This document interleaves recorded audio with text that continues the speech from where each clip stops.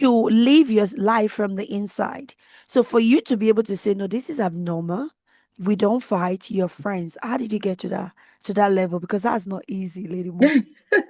Well, it wasn't always that way. So I went from another transitional period. I went from having my husband at home now and us Hmm. raising our boys to feeling like the hired help. Mm. And because they're all boys, I felt outnumbered and had little or no help, really. Mm. So, you know how it is when you live abroad. You get Yes. to do all the dishes yourself, you get to do all the cleaning yourself, you do all of those things yourself. And I was getting burnt out. Welcome to Authentic Thriving Podcast. This is a sacred space to share soulful truth that nourishes the body, rejuvenate the mind, and awaken the spirit as a tripartite human being. I am your host, Abiosonia Ebenezer Bababayon. I am a life coach, a counselor, and a speaker who is passionate about personal transformation. I'm also an author of the book Inner Harmony Resilience Beyond Chronic Stress and Burnout. It is available on Amazon and on my website www.asebconsultancy.com.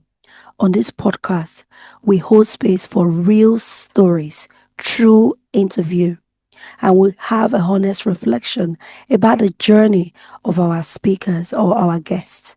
We share soulful conversation with them in order for us to be able to extract their lessons and how they were able to survive very difficult experiences so that we do not have to reinvent the wheel, but to learn from them and to grow and rise together.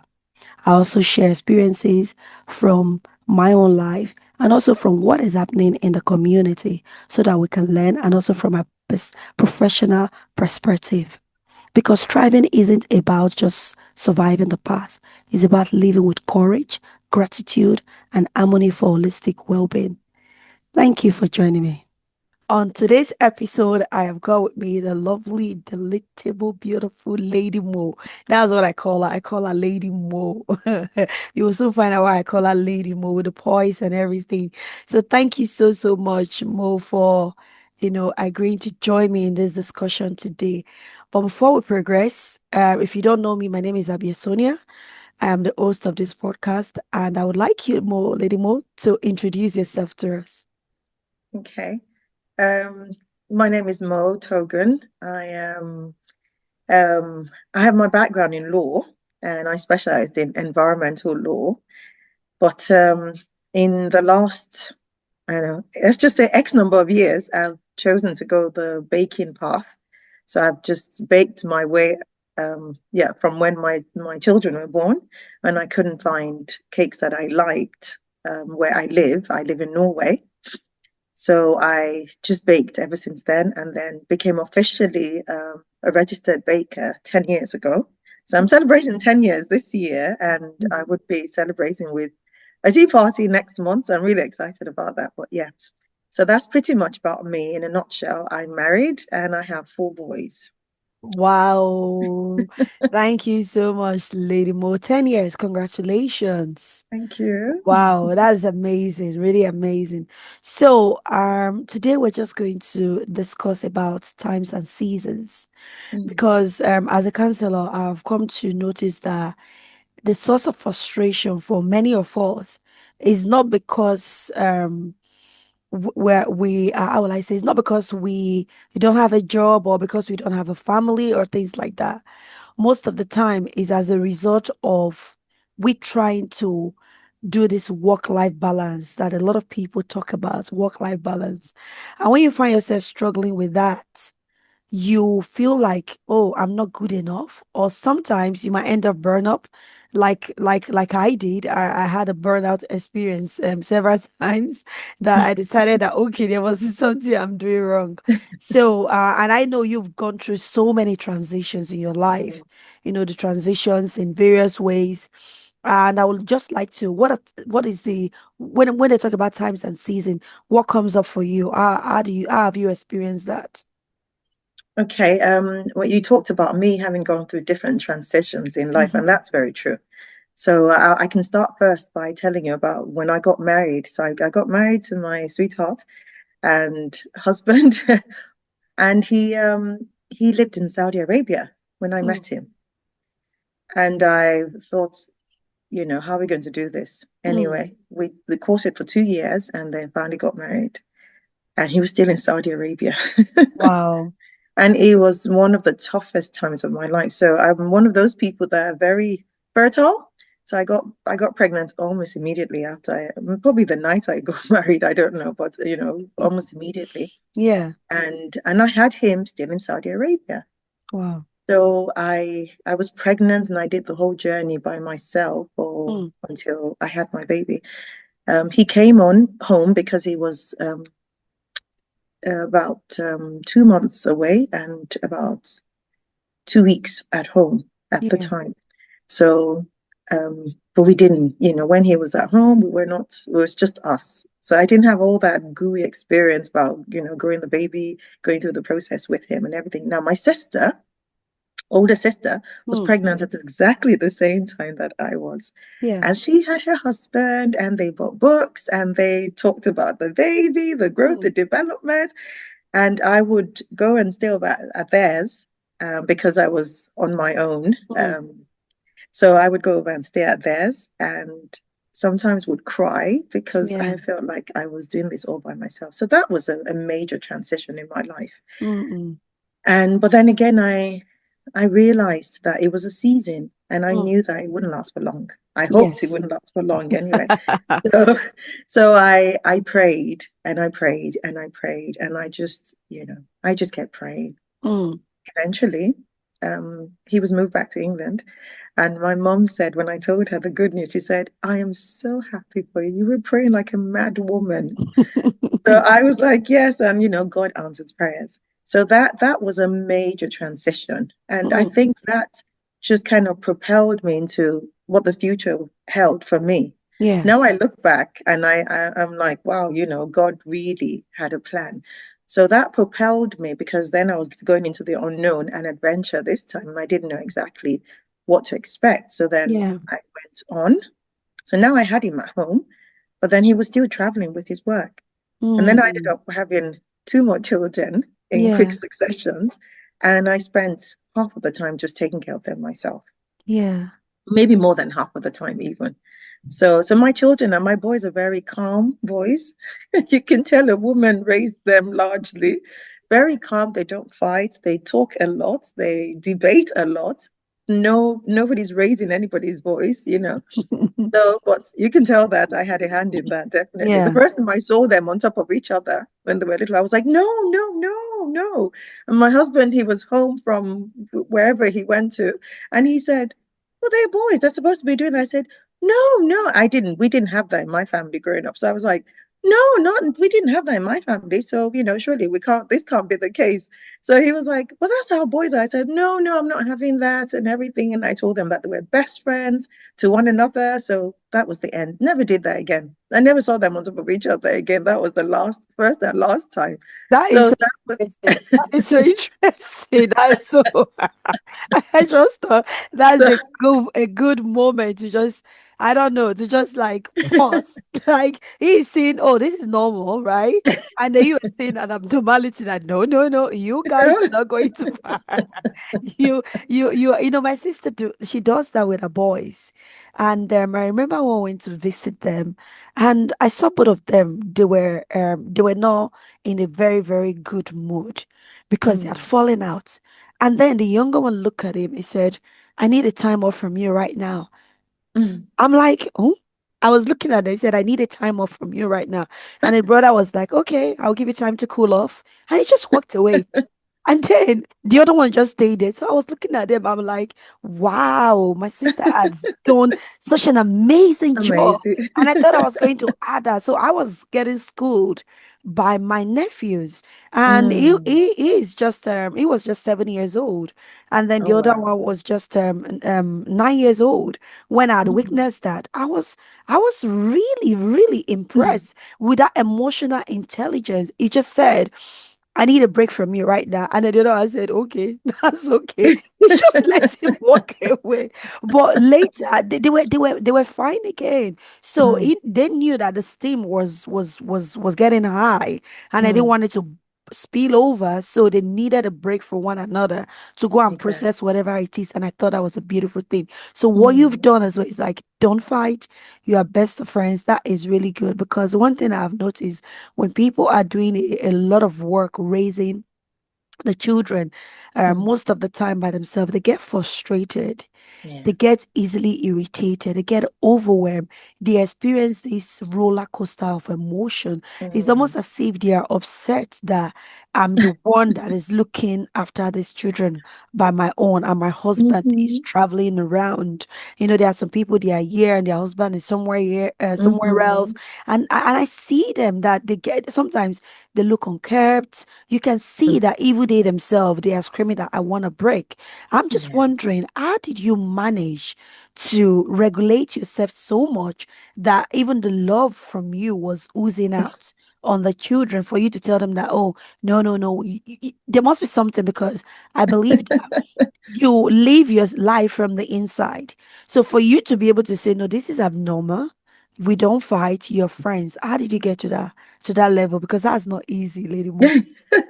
Well, it wasn't always that way. So I went from another transitional period. I went from having my husband at home now and us Mm-hmm. raising our boys to feeling like the hired help. Mm, And because they're all boys, I felt outnumbered and had little or no help, really. mm. So, you know how it is when you live abroad. You get Yes. to do all the dishes yourself, you get to do all the cleaning yourself, you do all of those things yourself. And I was getting burnt out. I was. Mm, But I had only one person to lean on, and that was God. wow. So what I did was I said to God, I said, surely this can't be your plan for women. Mm, That this is terrible. This can't mm, be your plan. And I know you plan good things. So I really reached out to God because I was like, I was feeling like, you know, I don't know, this can't be it. yeah. So I reached out to God, and there was a scripture that God just said to me, just dropped in my spirit. And it Mm, was I think it's in Colossians 3:23. I can't remember, but it says, I know what it says. It says, whatever you do as unto God and not unto any man, knowing that with God you have your reward. wow. So basically, everything I was doing and I was hoping to get thank you for or help for, I felt God was saying, don't expect anything. Just know that you're doing it as unto me because I will reward you at the end of the day. Yeah. So when I didn't, obviously that was another season in my life where I was like, wow, okay, God, if this is how you operate, then women are not really the underdog, then we can actually rise to be something. Yeah. So, because I kept recounting, I was like, you leave your father's house, you move Mm, in with this strange man, even though you're in love with him and everything, he's still a strange man. He's not your brother, he's not your father. You mm, move in with him, then you have to start developing a different culture from where you came from. mm, Then you both develop your own culture, not so much his, not so much yours. It's a fusion of cultures.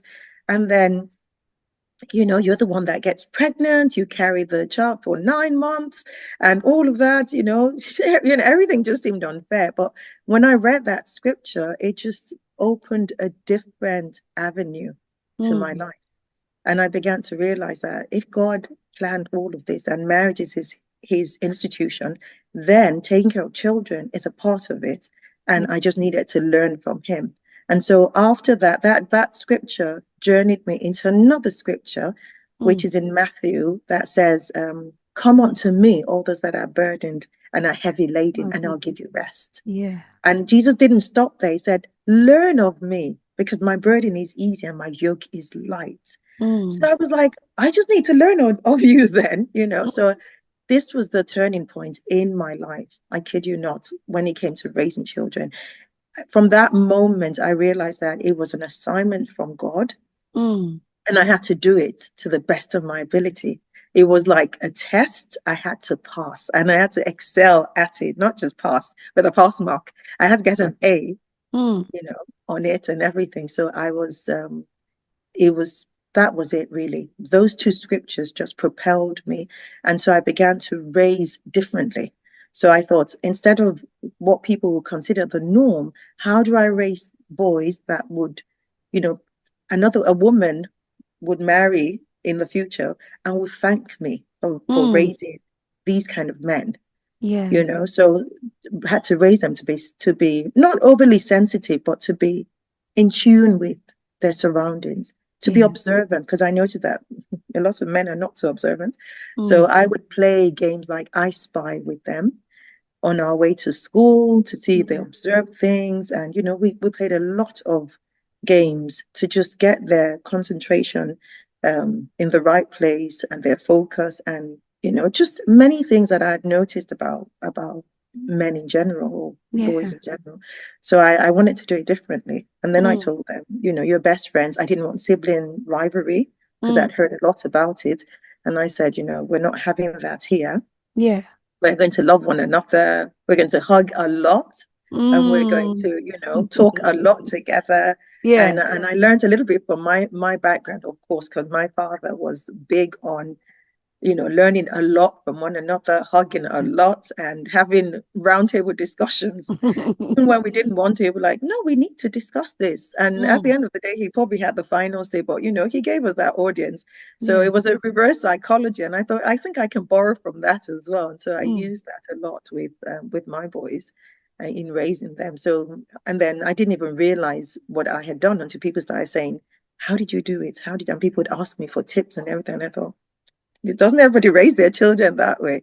And then I Mm. realized that, oh wow, that because I asked God, He gave me the wisdom. And then I took it for Mm. granted, of course.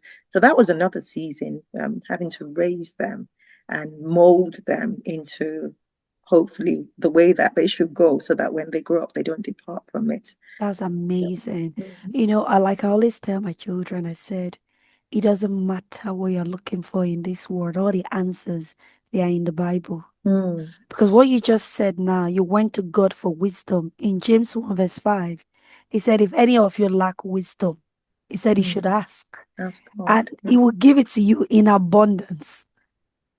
Right? That's what he that's right. said. And Yes. you've just done that. And true to his word, he did answer you. He did give you the Mm, wisdom that you needed part time to do that, which was why you were parenting from your inner yeah, peace, no exactly. longer as a burden. No, no. Wow. No, that Wow. was it really. I mean, I couldn't have given it a better expression than you have done, to be honest, Mm. but that was actually it. It was parenting from my inner peace. It Yeah. wasn't burdensome anymore. It wasn't, and then I had a period when my husband had to again work away from home and I Mm. was alone with three boys. Mm. Um, and everybody kept asking me how I was coping. And I remember saying to a friend of mine that I don't understand why you keep asking me this question. I said, I haven't got time to think. I just get on with it. Mm. Because I was like, because if I stopped a moment to think, I would get depressed. I'll really be, because you then start processing the whole thing and over processing it even. And Yes. then you start, like something you said earlier, you start getting upset with the man, forgetting that he's Mm. actually going away to work for the family. Yes. You start almost feeling like he's on a holiday, Mm. and then you almost start resenting what he's doing and resenting him Mm. instead of cheering him on and just keeping yourself at peace, you know. And It's so that inter- was what. Sorry to interrupt you there. No, that's fine. It's interesting you say that. You start resenting the man. I do couples counseling, Mm, and there is something that I've observed. The marriages that break down a lot these days, they are not mm. the 2 years, 5 years marriages. I'm Wow, talking about the 25 years, the wow. 30 years and above. They are Mm, the ones that are now called the empty nesters. mm, And the reason a lot of them are breaking up is that what you just said previously. Mm. about having that resentment. And then it just build up over time because the man is making a compromise Yeah, by working whatever he can lay his hands on, right? exactly. And if it requires him to travel, he will travel. But then again, remember, is adding is contributing financially, and most Mm. times he used some to the running of the home. Of course. However, the wife is also compromising because she may not be able to work full time. She may do part time or most time just be at home, but Mm-hmm. she is also sacrificing. But the way I would put it, the father's money buy the presents. Mm-hmm. The mother's sacrifice is the It's presence. the It presence. gives them the That's right. presents, right? That's right. And when it Yes. gives them that, now the children will bond a lot with the wife Mm-hmm. and then not so much with their father. So a lot of Mm. intentionality is needed there.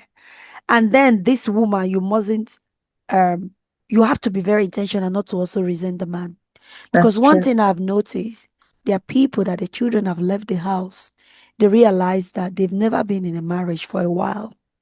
They have been Mm. project coordinators, and the Mm. project was their children. That's right. And now that the project is over, the two of them are looking at each other like strangers. That's right. The man is probably near retirement, and the woman, because she had her hands full with the children, now they've all gone. Now Mm. the resentment that was buried and suppressed a while That's ago coming. is being reignited That's because right. now nobody, no project for her home. So when the man comes, it's like she's looking at him like, okay, whatever. And before you know it, divorce, they're asking for divorce. That and they go for irreconcilable differences. Differences. Yeah, that's right. Is strange Mm. because the is very Yeah. subtle. That goes down, comes up, goes down, goes up, comes down, comes up, and before you know it, Mm-hmm. the result shows. So it's amazing when you use that word. So what about your husband? Did your relationship did it Did get it go that affected way? in this Um, transitional period? well, my husband and I have an amazing relationship. So we're friends first and foremost. Wow. And we laugh together, we have good laughs and everything. So I can say I can speak to him from my heart. Of course, some things you suppress, but I can also speak to him from my heart. Mm. So I remember that there was a time that he used to, even after he came back, he was always bringing work home. Mm. And I had to tell him, I said, you know what, my love, I want to spend the evenings with you. I don't really want you to bring work home. He said, of course he had to. But I saw that he tried and he didn't bring too much work home. Yeah. And then I understood that it was something he couldn't help. So we had to find other ways. So then we would go on what a lot of people take for granted, just going out on our own, Yeah. just leaving the children with somebody and disappearing, Mm. just so that we could spend time with each other. So we've been very intentional about that. Yeah. And I remember another stage when he was again home, wasn't away with work, but he was working a lot. And I said to him, I said, this is the reason. I said, I don't want you to be making all the money. And by the time you've made it, I'm not here. That's And he powerful. said, wow, that's, he thought about it and he was like, oh my goodness, that somebody had just left her husband, some popular person at that point, and they'd been married for about 25 years. Hmm. It was a known person. I don't remember the person now, someone in the media. So Yeah. he said, oh my goodness, that this is how people actually leave after that long. And then you think, well, he was working away, making all the money and everything, but Mm. she wasn't happy.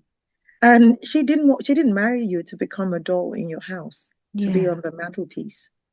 She needs companionship, she needs Yes. communication, she needs Mm. all of those things. And you're not there because you're just feeling the financial aspect of things. which don't buy a lot of our feminine emotions. That's right. Yes, it buys our material emotions because then we say, okay, I want the, expensive this and expensive that, and we want to spoil ourselves. But you know, our spiritual and physical and, internal emotions need a lot more than those material things. So at the end of the day, you look at all the material things and they're not making you happy anymore. Yes. I don't know how many times somebody is, I can give an example of myself. I think, oh, I like this bag and everything. And I buy the bag and it's a bit expensive. And then the day after, it's like, it's just a bag. Mm. What does he tell me? It's not the money I'm after. It's the relationship, the companionship, the laughs, the Yeah. jokes, the teases and everything. They may not come every single day, but they must come every once in a while, Yeah. and it just refreshes things, it just makes me think, oh, I mean, conversation I had with my husband today. My Yeah. husband's working away at the moment, and Mm. and he pronounced something and I corrected him. And he said, I was waiting for you to correct me. Oh, my wife, I know you. And I laughed. I said, of course I'll correct you. What do you take me for that? He goes, do you know, ever since when we were dating, you corrected me on things and everything. I said, yeah, of course I correct you. And we laughed about it and all of that. So we can be friends and be honest with ourselves. A lot of Yes. relationships lack honesty Yes. with ourselves and with our spouses, to the Mm. point that we can't be open with one another and Yeah. tell, and especially the women, we bottle up so much, and Mm. then we can't tell our husbands, I don't like this, I don't want to do this. But I made up, my husband has traveled a lot with his work. I've been alone a lot in the Mm. years that we've been married. I've been alone a lot, but I came to one conclusion at the beginning of our relationship, Yeah. or our marriage rather, that unless I was willing to give him another job Mm. and pay his salary, then I need Yes. to just be quiet Mm. and just trust God for where he's taking us with all of this. Yes. Because I can't pay him.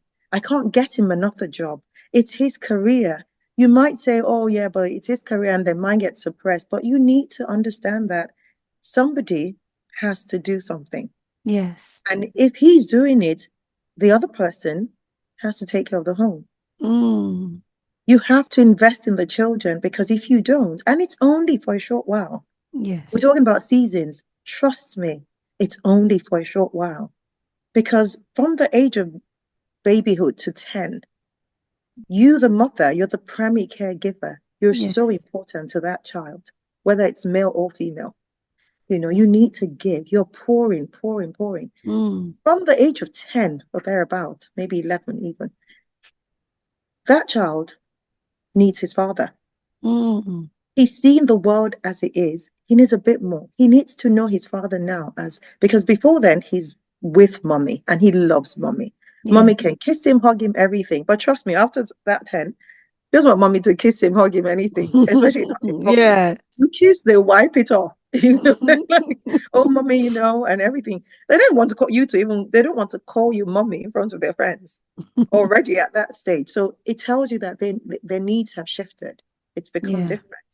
At that point, they need their fathers, because from that 10 until they go to um, secondary school, Yes. they need different, especially both boys and girls. They Yes. need, because they need to know that for the girl, she needs to know that she's validated by her father, and Mm. her father is a protector Yeah. and her provider. And then the boys, they need to know that they must have backbone. They must Yes. be, upstanding men, and they need to have talks with their fathers about how to succeed in life, how to have, relationships and all of those things that the woman can't give. Yeah. So it's so I came to realize that early on, and I thought, I can't pay his salary. I can't give him another job, so I can only support him and pray for my time to come. Mm. And over the years, my husband would say, he would honestly would say, would you want to, get a job and everything? And I would say, and leave the children for who? I'm not leaving my children in the hands of anybody else but me. Yeah. and I would just stay. So I have been the one that have said, how can I also to make myself to contribute a little bit as well and to make Yeah. me feel good? What can I do? So I couldn't practice law when I moved to Norway because it's a different language, Yeah, it's a true. different system. So I had to first learn the language and then study the law. And then I studied the law, and then I thought, is this really what I want? Mm, So I then have gone back to just, or should I say, continued with my baking. yeah. My husband thinks it's a hobby.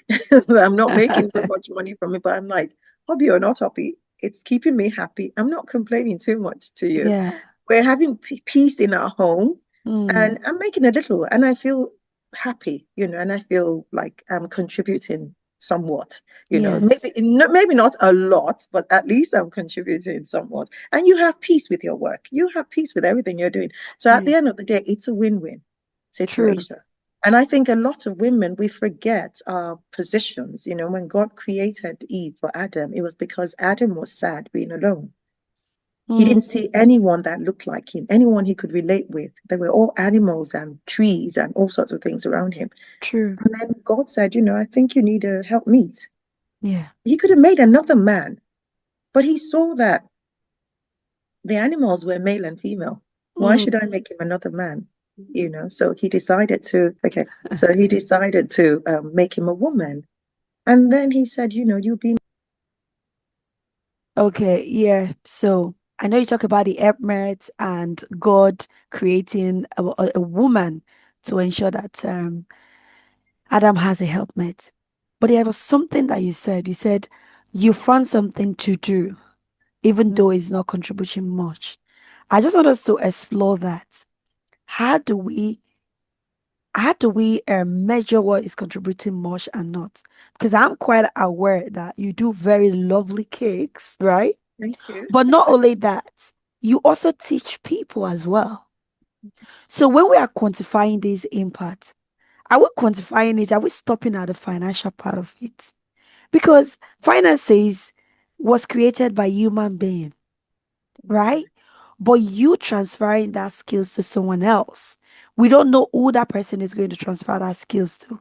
You will never be able to quantify the difference that you have contributed to that person, right? Mhm.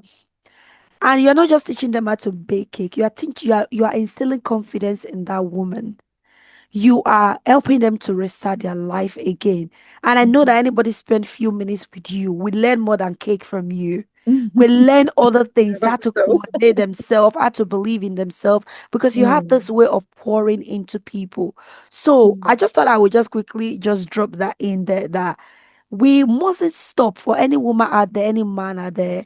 Before you talk about or measure your contribution, don't stop or begin with finances, that's right. right? Start with time because the time you invest in those people, you can never get it back. That's right. And remember, you got this contract. The way you got that contract was another level, right? Was another level in training other people. Not a Mhm. lot of people are favored in that direction, but you Mm, took it upon yourself, went through all the process, and you got that, right? And you mm, are your community, you are building relationship in your community. A mother has been trained, will probably transfer that to the child, transfer that's that right. to the niece, transfer that to another person again. So we can't really quantify when we're talking about impact. I don't start or begin with money.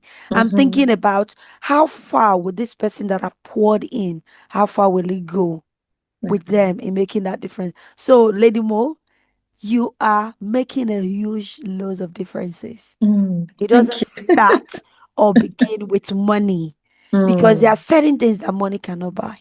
that's Like this true. time that you're giving to us, I can't pay you for this.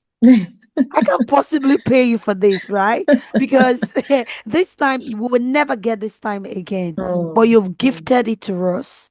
And I mm. really appreciate that. So some people like just talk. It's not just talk. You've imparted us with your wisdom and lived experiences, which you cannot Google. We can't get from Google, right? No So yeah. AI results on it. So yeah, you were talking about the experiences and your husband as Mm, also you were very good with communicating and being honest with him, and he himself will also have to really give kudos to your husband as well for mm, allowing you to hold him accountable as well, because some people they struggle with people holding them accountable, and they're going on the defensive that no, and they don't take on board what we are saying. So it's a good thing that he also allowed you, listen to you. Communication is a two-way. You speak, that's right. listen, I take action, and then we'll communicate back. So Mm, I'm glad that both of you build on your communication and utilize it very effectively. So that's a mm. great thing, isn't it, Lady Mo? Thank you. Yes. So still on the seasons, right? So I know Mm. you've been through those seasons now, whereby your husband traveling a lot, and then your career, you just that's a brave move, Lady Mo. Because law, I know law is not is very, very, it takes a lot from people when they're Mm. studying it. How did you get that conviction in you that this is not what I want to pursue? Because you've done it twice. You did it, you studied it back home in Nigeria, and then you did it, you learned Norwegian language, and then you have to study the law, and still it did not convince you that you should carry on. How did you get that strong conviction and the fulfillment that I'm not doing it, but I'm still feeling fulfilled in my life? I think, I'm a Christian. Maybe I should have said that from the beginning. And I'm not just a Christian. I love the Lord, and He's my father, really. Mm. And I just always want to hear, "Well done," Mm. where I'm concerned with God. So whether I'm dealing with people or dealing with myself, I want to hear at the end of the day, "Well Yeah. done." I want to please my father. So I studied law in England. And in my second year, my sister, my father had asked my sister to tell me to, because my sister studied law as well, Right. and she's a judge now in Oh, Nigeria, wow. and she was told, because she just finished then and was doing her master's in England. Mm. I was in sixth form at the time, and my father had spoken to her to tell me to prepare me to do petroleum law, to Right. end up in petroleum law.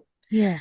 I suppose because of Nigeria and everything. So I had that in my head for all those years. And then in my second year at uni, I just thought, I don't think I want to do law. I don't think I want to do law and everything. So I was like, but I knew I didn't want to go to court and to, be a defense lawyer and to do all of those things. I said, Mm. maybe I'll be a solicitor and not a barrister, and just stick to be the one to give people that kind of brief to go to court and everything.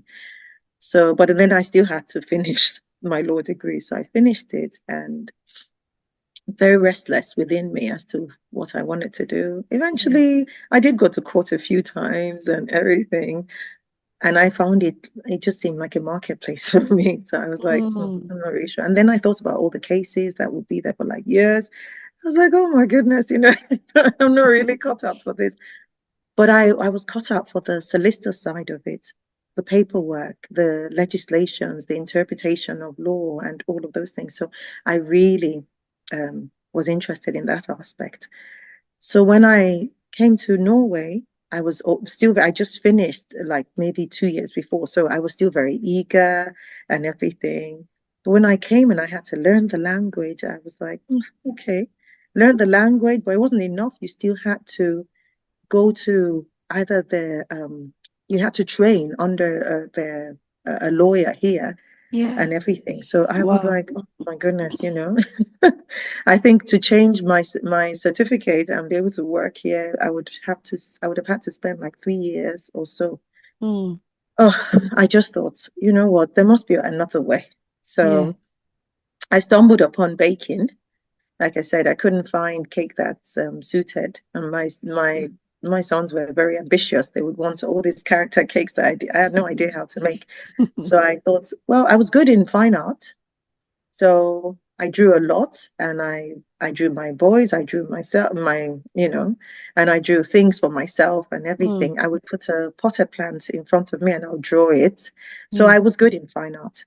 So then I started working at the kindergarten after I finished my Norwegian classes, Yeah. they recommended you learn at the kindergarten or in old people's home or, the shops. So I thought, old people's home, I don't think so. I said, shops, mm-mm.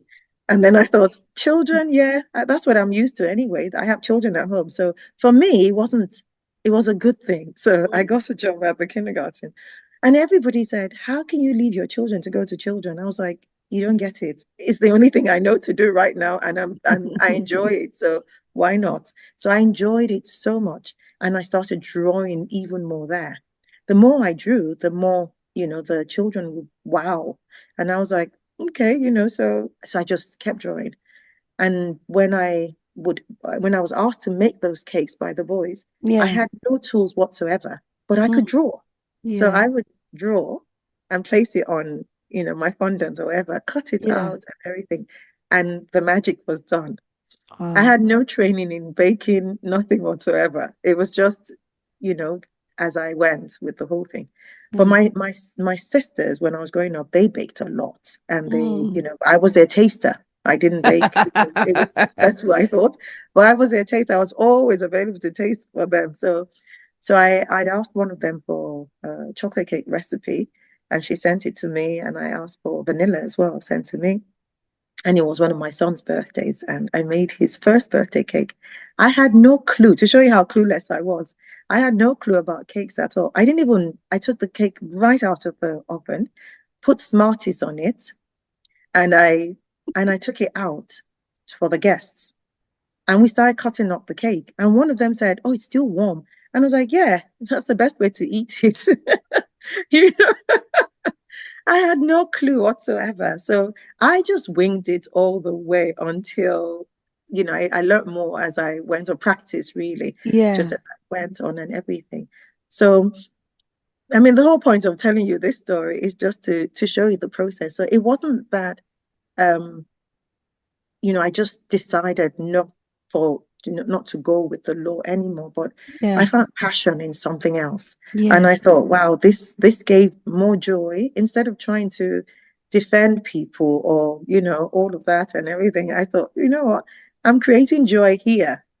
People Mm. were happy seeing their, cakes and eating cakes. The reaction on the faces of people as time went by when I made those cakes just gave me such a rewarding feeling that I thought, you know what? Instead of going to the office every day, stressing myself and doing all of those things, that this is good. I have my own time. I can juggle my time. I can be with my children. I can do everything. I can decide not to take a cake order if I didn't want to, if I felt tired, you Yeah. know. So I decided at that point. So I actually spoke with my sister, and she said, "You know what? You're so talented in many things." And I think she cataloged three things that I was really good at. And she Yeah. said, "Just choose one, because we know Mm. whichever one you choose, you do well at it. Just Yeah. choose one, though." So that was my greatest problem, choosing, because I could have done anything. Mm. But when she said just choose one, I thought, okay, I'll choose what I'm passionate about, what's kind of Yeah. easy. I'm just slipping into it, which was the cakes. So because experimenting and doing this and doing that was fun. So I thought, okay, I'll just slip into that one and we'll see where it Mm. takes me and everything. So I slipped into that and I just carried on from there. So so really Wow. it was a sacrifice. And my sister reminded me, my dad had passed away somewhere along the line anyway. So my Yeah. sister said, it's that I just wondered if he had been alive, what he would have thought about you and everything. I said, well, maybe God knows. And maybe it's a good thing he's not, because this is what I'm enjoying at the moment. And I'm grateful Yeah. for that and everything. So yeah, it happened upon me, but I'm really grateful for it because it gave me that time to just be there for my family. Yeah. And it's That's another season, priceless. Yeah. yeah. And that season will not last very long because once the children get older, they don't need you as much Mm. as then. So each stage of their lives, needs you less. Yeah. each and every, so when they became teenagers, I remember praying and I was like, oh God, I hear all these horrible stories about teenagers, boys and everything. I had to pray, that they wouldn't be, excuse me, wayward, they wouldn't go with, bad company and things like that.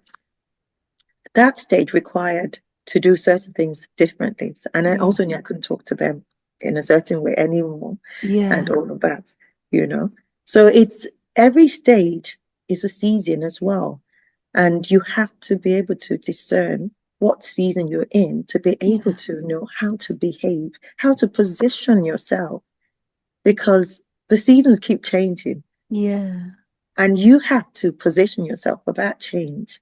You have to be ready for the change because it's not always going to be the same and it's not constant. Thank God. It's not Yeah. going to last forever. But a lot of people forget, they get stuck in that one season and don't want to move from there.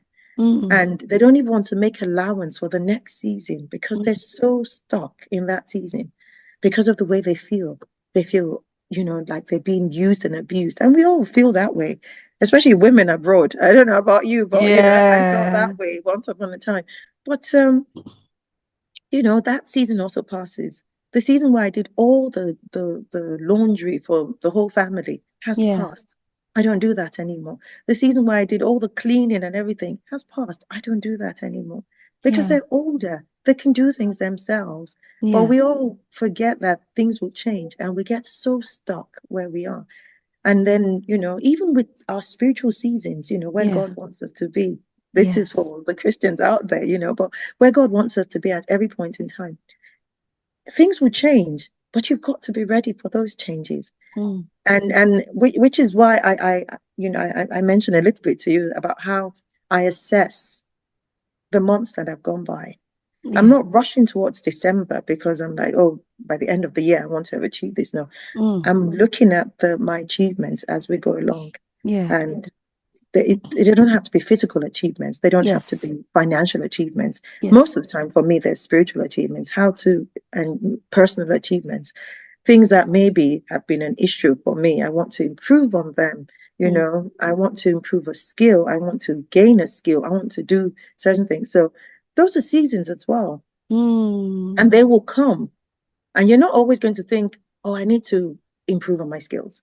So I'll give you a very good example. I learned music growing up and I Wow. played the piano. But Mm. then for years, I've just left it. But when we were moving to Norway, we went into this antique shop in London and um, and we saw a piano Mm. there. And I said to my husband, oh, why piano? And he was like, oh, let's get it. So we got that piano and we had it at home. And of course, the boys got older, they would fiddle with it. The ones that were interested, I was sent to piano classes and everything. And then my last born came, and I thought, you know what? You don't even play any instruments. Let me teach you the piano. So I Mm. started. And then eventually I was like, oh, maybe I should send you to a piano class and everything. So I sent him. And the piano instructor then said, oh, that I also take adults and everything. So I said, oh, that's great. I said, maybe I should take piano classes again.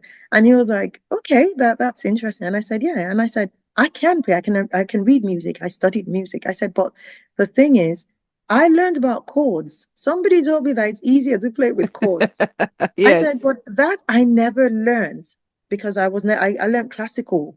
So I Right. never learned to play chords. So he said, yeah, then I can teach you chords. So I've started taking piano classes, but strictly to play chords. Yes. And I'm enjoying it. It's that. And I told my husband, I was like, go for it. So I'm enjoying it. So I got his approval as well. I'm enjoying it.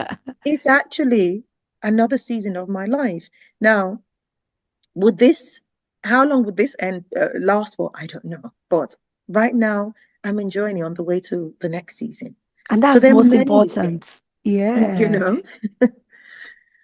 Yeah, so there are many things, and Yeah. our lives are full of, just like our ages are changing and the years are changing, the seasons come and they go.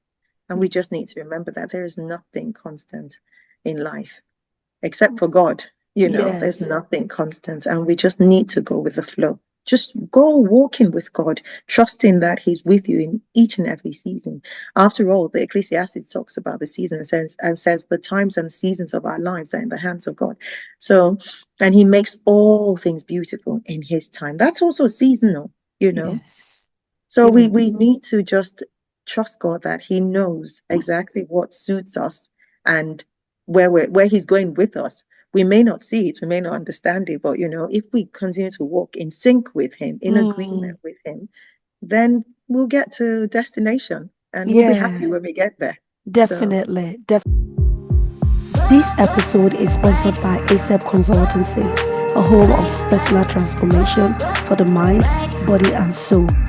If you are ready to rise above burnouts, move away from depression, heal anxiety, break free from traumatic emotional pain, and live with confidence, in order for you to gain clarity, for you to move from surviving to thriving, why don't you visit our website www.asebconsultancy.com. We'll support you through counseling, life coaching, and other trauma recovery programs, grief courses, and we even offer one at a time therapy. All of these services is available virtually, so you do not even have any excuse of saying you do not want to leave your home. You have everything from the comfort of your home. Will support you to move from surviving to thriving. Before you go, have you subscribed yet? Like, share, and comment on what resonates with you so far on this episode. If you have not done so, why don't you just click that button now?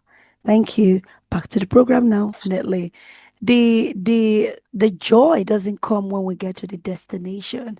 mm, The joy is when we enjoy the process as we are going to the destination, because we are leaving. We don't know. I've seen recently a lot of quotes about when you use money, you know the balance in your account.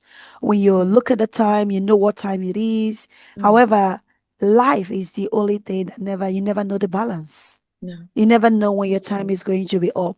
that's So right. when do you know if you're going to reach that destination you're talking about? And what is that destination? How did you even come up with that destination? Because if it's a yeah, because if it is a destination to get a degree in 3, 4 years, depends on what you're doing, or maybe it's a Mm, master's, 18 months, 2 years, you're done. So when you mm, get to that, are you not going to say, yeah, I'm here now, I'm never gonna leave? What are you gonna do? exactly. Then you will set another one again. Can you see that Hmm. the goalpost keep moving and Keeps moving. moving That's and right. moving, which is why they said humans need is in it is in insatiable. Our Insatiable, needs are yes. insatiable because we just keep That's wanting and true. wanting and wanting. So if you're waiting until you buy a house before you are happy, when you buy that Mm. house, then you not say, oh, like someone told me I bought a house, but I've been sleeping on the floor for the past 3 years. I said, what happened? He said, the furniture that I ordered, they said, Didn't come because yet. it is not coming. And it was during the Christmas period. Say, so Oh I've dear. just been sleeping on the sofa, on the Hmm. just the mattress on the floor, but On there the is bare no floor, bed. And exactly. I'm thinking, you were waiting to get this house. Now you got a house. You're telling me another story. So if you're waiting to be joyful when you get a mortgage, if you're waiting to be Mm. joyful No, when you buy your favorite car will soon become an old car once you have that's it, right. and then you want a new one. If you're waiting to be happy when your husband start behaving in a certain way, if you're Mm. waiting to be happy when you have certain balance, you don't go overdrawn in your Mm. account. Seriously, those are external things, and I tell you That's what, if external factors is controlling your joy, your happiness, and your peace, you will never be you happy. know. That's It is right. only when your peace comes from the inside, That's that right. is when you find contentment and fulfillment. So if you Mm. are out there today, you think it's when I get married or when I find a partner or when I own this or that you're going to be happy. I'm telling you, those are the external factors. That's right. Focus on building the internal factors in your life, which is peace, which is getting to know yourself, getting to dwell in the presence of God. And Mm. then by the time you find this, you see that these external things, they do not regulate your internal. peace anymore. Mm, Instead, you mm. become a thermostat because the presence of God is coming from the inside and That's is right. flowing out. If you Mm, allow the outside world to be your thermostat, you always be the thermometer that will that's be right. reading the temperature and you will be getting frustrated. Because Mm, what I hear you say, Lady Mo, is you communicated with your husband very well. And mm. one thing you ran to the one who is the author and the finisher of your faith. That's right. You ran to him and he gave you the wisdom part time. And Mm, another thing that you did again, you did not start comparing your life and saying, if I mm. become a lawyer, then I will live a flashy life. I can take a picture and put it on social media, looking fulfilled, and other people that are not there. They're like, oh, Lady Mo is slaying, she's making it. No, you didn't think about that. You were authentic with yourself. And there was a lot of self awareness from what you were saying. You weigh Yes. the whole thing and you're thinking, if I do this, if I do that, what's going to happen? Okay, what else am I good at? Mm, What else am I good at? We're talking about the parable of the talent, right? The parable yes. of the talent is talking about one, two, and five. The Mm, same thing with us. The Bible lives in us. We are that's the Bible, right. the continuation of the Bible. That's So right. you see, nobody has one talent. I'm just Mm, telling you now, if you don't believe me, sit down and think about the things that you're good at. If you are good mm, at one thing, maybe you need to ask other people to observe you and tell you the things they believe that you are good at. You realize that you are good at more than one thing per time. mhm. Now you evaluated that for those of you that are feeling unfulfilled because you are in your autumn season or maybe you are Mm, in your winter season, you are trying to compare your life with those that are in their spring and summer. I'm here to exactly. tell you today, listen very well, rewind this and replay it over and over again. Know what else you are good at, and you can also explore that. Because Lady Mo, that's what you did, right? That's what you Yes. did. You explore other things that you're good at. And then you did not just stop at the mediocre stage. Mm-mm. You develop it bit by bit gradually, and you are good at it now. You are great at it. So the beginning doesn't Thank you. really matter. It's the truth though. The beginning doesn't really matter. Whether you start Mm, small, as long as there is progress, it's not perfection. We are looking at here, we're looking at progress as that's you right. go along, which is that review that you say you also do. You review yourself and then you're Hmm. assessing yourself, and then you are moving on to the next stage gradually as you're going along. Wow. Yes. Lady Mm. Mo, me, I can talk with you for hours on end, and then we are not going to stop. Thank you so, so much. And Thank you I so know, much. I know that there will be someone that will listen to this Mm. podcast and know that it Amen. doesn't matter the time that you feel you've wasted. It doesn't matter that about the time that you feel has been stolen from you. It doesn't Mm. matter. What matter is you are alive, you are breathing. And as long as you are breathing, That's that right. plan that God said is good, that He has for you, it will definitely come to pass. Amen. And Mm. everything you begin to see everything working together for your good. Because Lady Mo, I don't think you've reflected on this. Perhaps you have. But one thing that I notice, it just kind of validates this belief that I have that there is no experience in our life that is wasted. Is a part Very of a true. puzzle of the story of our life. Remember, That's you right. said you were good in fine arts, right? Mm-hmm. You were good in fine art when you were younger, right? Mm. So that Mm-hmm. your skill of drawing, it came in hand when you were working with the children, right? And not only that, in you working with cakes now and drawing stuff, modeling things and all of those details, It's did all that skill related to come the with you? fine See that? arts. That's true. That's true. Very, very true. Talk about everything working together for your good. You see Everything. that? It's true. Very, very true. It's very true.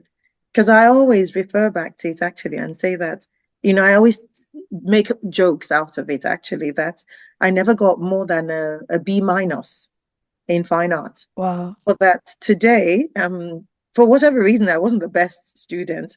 And I think the most I ever got was a B minus. The best result was a B minus. Yeah. So I wasn't the best student. So I didn't even think I was, but I was autistic. I could tell, even myself, naturally. I Hmm. looked at those things and I would say, but I never thought that I would be using them on cakes because cakes were not even in my radar. Yeah. But today, when I do those cakes, people ask me, I'm like, the thing is, I enjoy what I do. I may not be making as much money as a lawyer with it, but Lady like we Mo, said, wait, it's wait, not about wait. the money. Lady Mo, wait. You've been featured in the newspaper with your cake, haven't you?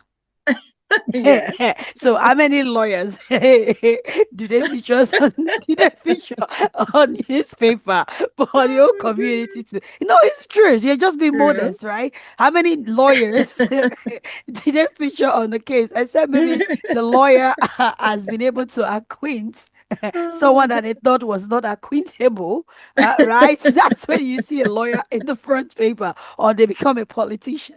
But your mm, case has been on Norwegian, a paper in Norwegian, isn't that right? You have yes, worked with the council of where you are with your yes, cake, haven't you? Right? yes. So Mhm. what are we talking about here? I mean, for those people, like you rightly said, your dreams are as big as you make them, to be honest.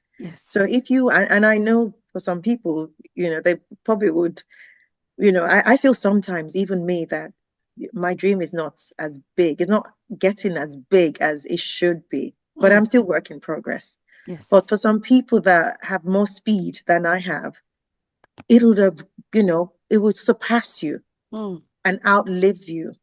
But whatever it is, whether it's hair making or sewing or just anything you can find to do with your hands, just do with all of your heart and rest there.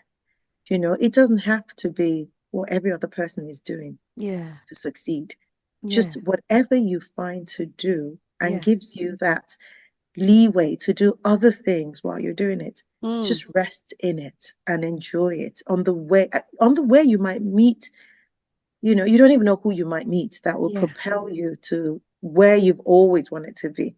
So Absolutely. I just to drop that for somebody watching as well, that look, it's not it's never it's never over until it's over. And that That's right. goalpost keeps moving. You get close to it, it moves further away from you, but you just keep pressing on. Just Yeah. keep at it. So basically, your message is whatever your hand finds to do, do it with all your might. That's Ecclesiastic 9, verse 10. Hmm. I was just looking at that over the weekend. I had to quickly pull it out of my phone. Lady Mo, if there is someone out there right now that just feel like, oh my goodness, I'm wasting time. Everybody seems to be making progress. It just looks as if I'm stagnant. It looks as if I'm not moving. It looks as if I'm just wasting time. I'm just staying at home looking after these children. I'm not doing anything. Or maybe they don't even have children. They just feel like same old, same old. The year is about to end. I've not seen any progress. It's just same story.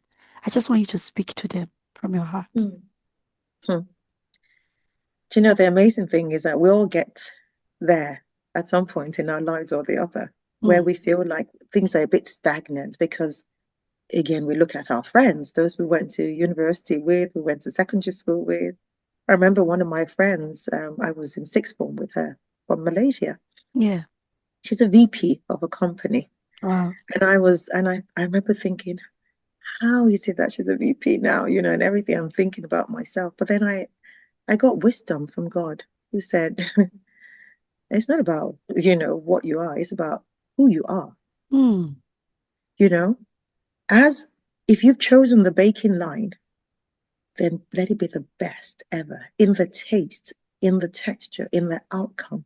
Be the best that you can be at it. So whatever even if you're a stay-home mom, be the best stay-home mom. Produce the best behaved children, the best mannered children. I remember saying to my boys many times, they'll say, Mommy, why is it that I said, you know, manners make a man. Those children are not my children. I'm responsible for you. So this is how it's going to be. mm, Make them the best.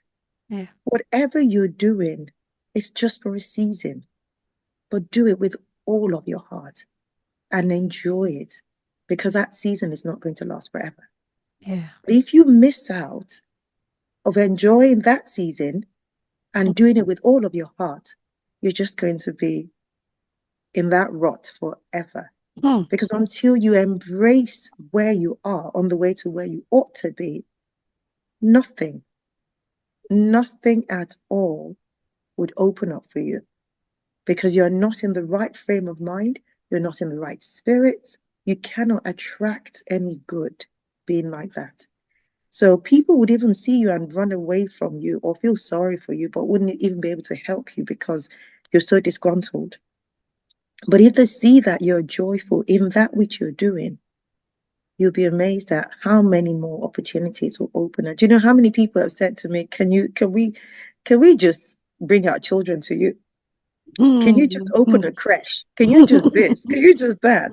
And I'm like, no, just bring them to me. I'm not opening any creche, because honestly, they've been like, we don't know how you do it, but you do it. So I have so many adopted children right now. Hmm. They call me their altar mom. I don't know. Aw. And they absolutely, when they see me from a mile away, they rush towards me and they're like, Auntie Mo, Auntie Mo. Because honestly speaking, I love children. And I didn't even realize how much I love children until that period of my life when I couldn't do anything else other than take care of my children. And I Hmm. poured everything I had into it.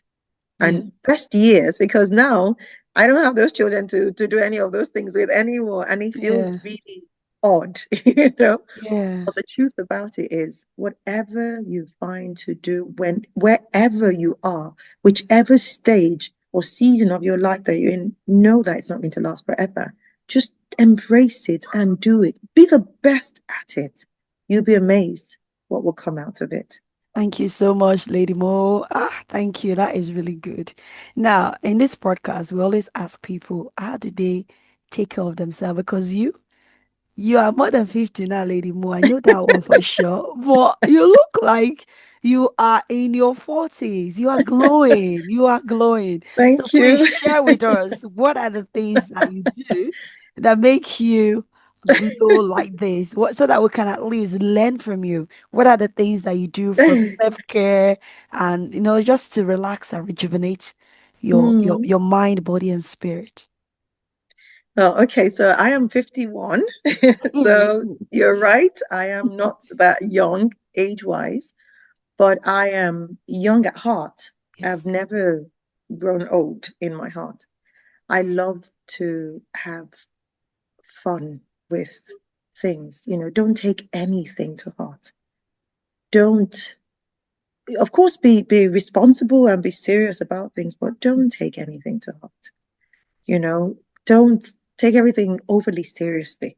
That's Yeah. what I mean by taking everything to heart. Some people compliment you, maybe they say something about you. You read the opposite meaning to it Yeah. and stress yourself out and all of that, and you're overthinking what that person said. You've already completed completed that person's whatever the person didn't even think about, you completed for that person. I Yeah. think that's the first thing to start with because people are the ones that age you. Wow. People age you. It's Hmm. not it's not just you don't age naturally. People and things age you.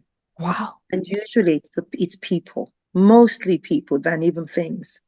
Hmm. The way you react to things, the way you do, because overthinking things, being angry, being bitter, being, all of those things, they zap your energy, they zap life out of you, Hmm. and it begins to tell on you. It Yeah. just does. I had we had new people come into our family recently because my nephew got married, Hmm. and my nephew's wife's mom, until she saw my birthday pictures, she said she asked her friends, she was so shocked. She asked her friends, how do you think? And they said, oh, 35, 40, maybe 41, 40.